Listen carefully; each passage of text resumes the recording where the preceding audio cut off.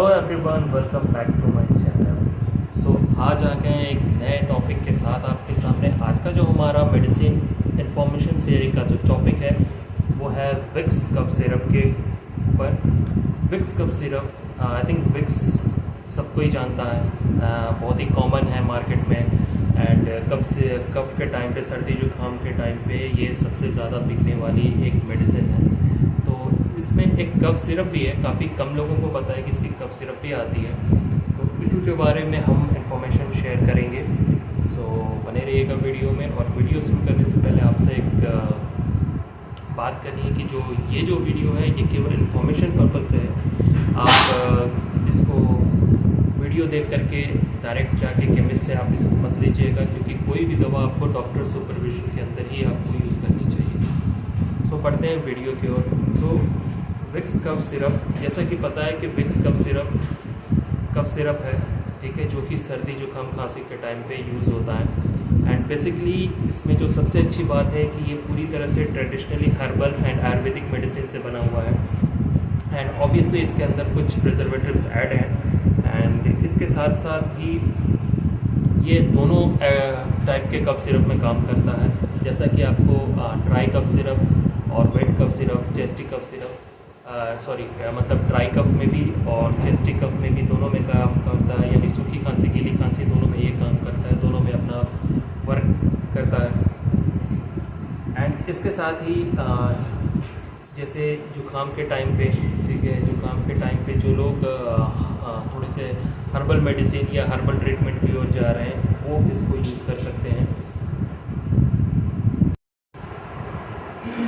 तो सबसे पहले बात कर लेते हैं कि इसमें क्या क्या कंपोजिशन है। तो बेसिकली इसमें जो कंपोजिशन है वो है holy basil, liquorice, turmeric, ginger, menthol, sucrose, sodium benzoate and कुछ प्रिजर्वेटिव इसके अलावा कुछ ऐसे प्राइस में ऐड है।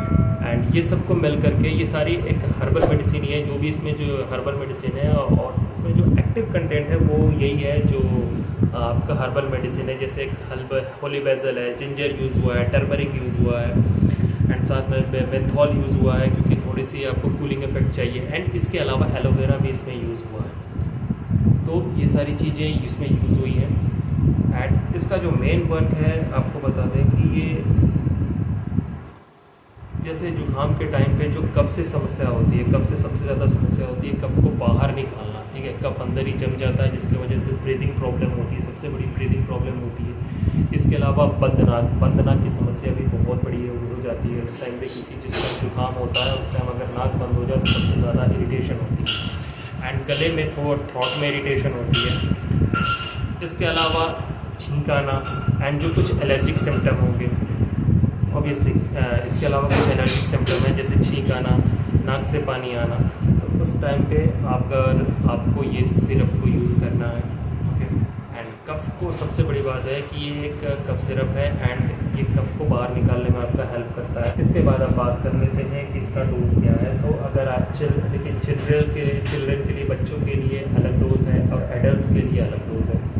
तो अगर चिल्ड्रन की बात करते हैं तो आपको 5 ml देना है, जो कि 6 से 11 ईयर से कम है उनको आपको 5 ml देना है 3 टाइम, ओके। यानी 3 टाइम 5 ml देना है।